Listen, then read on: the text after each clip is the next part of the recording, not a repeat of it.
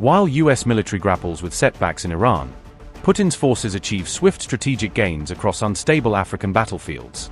Mali strongman leader Assimi Goïta reappears after coup scare, bolstered by Russia's decisive intervention to solidify power. Mes chers compatriotes, My fellow citizens, now more than ever is the time to place your trust in your armed and security forces, who are engaged in a complex fight against terrorism. I would also like to acknowledge the quality of our cooperation with our strategic partners, particularly the Russian Federation. Russian envoy holds crucial meet with Goita as Moscow strengthens its iron grip over Mali's military and political landscape. Deadly rebel offensive rocks Mali's capital Bamako, forcing government to lean heavily on Putin's reliable military support for survival.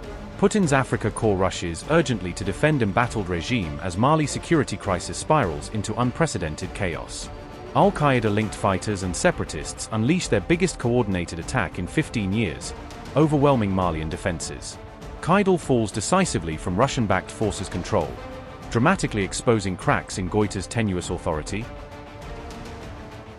Mali's military leader, Colonel Assimi Goïta, has reappeared in public amid reports of a foiled coup attempt, seeking to project an image of stability after a wave of violence. Goïta met Russian Ambassador Igor Gromyko on April 28, as confirmed in a statement from his office, marking his first public appearance since coordinated rebel attacks hit Mali. This marked his first public appearance since the coordinated rebel attacks over the weekend of April 25 to 26, signaling an attempt to project continuity of leadership. The attacks, carried out on April 25, targeted Mali's main army base in the north as well as areas near Bamako's international airport, shaking confidence in the regime's control. Mali's defense minister, Sadio Camara, was killed in the assault, intensifying worries that the junta's inner circle and security architecture are vulnerable to armed challenge. The offensive was led by separatist forces from the Azawad Liberation Front and an Al-Qaeda-linked group, both of which have operated in northern Mali for years. Although historically divided along ethnic and ideological lines, these groups reportedly coordinated what Malian officials describe as the largest and most complex attack in 15 years, demonstrating a worrying level of joint planning. The rebels also succeeded in pushing Russian-backed Malian troops and Wagner-type forces out of Kidal, a key strategic town in the north that has long been a gateway to the Sahel and Sahara. The scale of the weekend attacks highlighted the ability of armed groups to strike multiple targets simultaneously, including military bases, transport hubs, and government-held strongholds. In response, Russia's defense ministry claimed it helped Malian forces stop the rebels from seizing key sites such as the presidential palace and several command centers. According to Moscow, its units inflicted heavy losses on the attackers in both personnel and equipment, thwarting what it described as a broader attempt to carry out a coup against the existing military-led authorities. The Kremlin has reiterated that it is seeking stability in Mali, a country where it has expanded its political and security influence since the 2021 coup that brought Goita's junta to power. Russian Ministry of Defense said, and I quote, "In fierce battles with overwhelming enemy forces, the units of the Africa Corps inflicted irreparable losses on the enemy in personnel and hardware, forcing them to abandon their plans and preventing them from carrying out the coup d'état, retaining the authority of the legitimate government, and preventing mass civilian casualties." Unquote. However, reports and social media footage have raised questions about how firmly the government controls the situation, with conflicting claims circulating alongside official narratives. Video clips suggested that some Malian soldiers and Russian mercenaries surrendered or withdrew under pressure during the clashes, implying that their front lines were not fully cohesive. Meanwhile, Russia has warned that Tuareg-led rebel factions are regrouping in remote areas and preparing for further offensives, hinting at the risk of a prolonged insurgency. For Goita, the public meeting with the Russian ambassador serves as a symbolic gesture of resilience and continued authority, signaling that the junta still commands the capital and key institutions. It also underscores the military government's deep dependence on Russian support, both in training and direct combat roles, to maintain internal control and deter further challenges. At the same time, the episode reflects Moscow's broader strategic interest in preserving its foothold in West Africa, where Mali has become a key node in Russia's outreach to the Sahel region and its efforts to counter Western influence. Mes chers compatriotes, Women and men of Mali, my dear compatriots, I am addressing you at this extremely serious moment our country is facing following the terrorist attacks that took place on April 25, 2026. These complex, coordinated and simultaneous attacks targeted the towns of Bamako, Kidal, Kana, Mopti, Gao, and Kidal.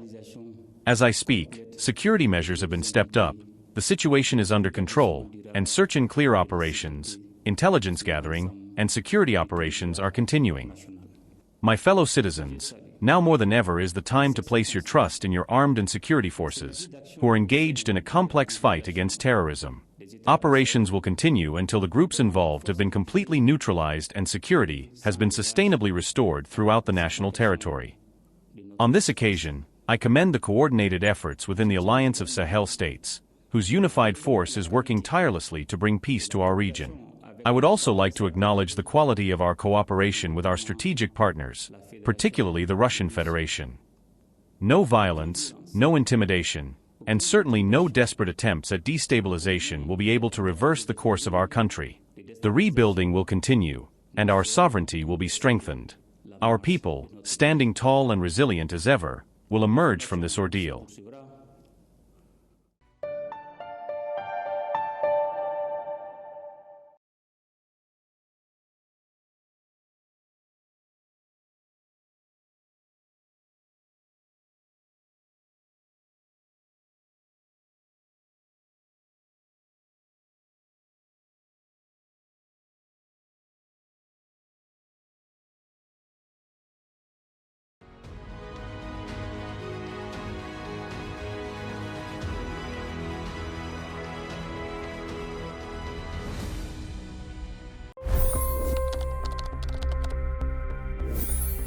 $25 crore गरीब गरीबी को परास्त करके बाहर निकले।